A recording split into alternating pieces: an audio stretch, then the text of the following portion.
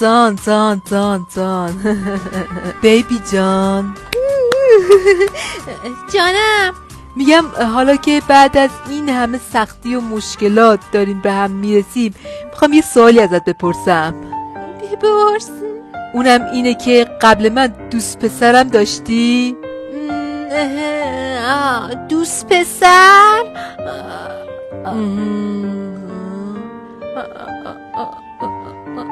سکوت میکنی؟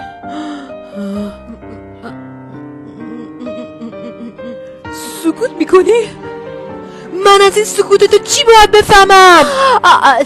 داد نزن انت زهلم ترکید. خب دارم میشمارم، خیلی زیاد بودن. 19 20 21 22 23 24 25. بدبخت شدی که کثافت. دست بزنید برام. فرار کنم بهتره.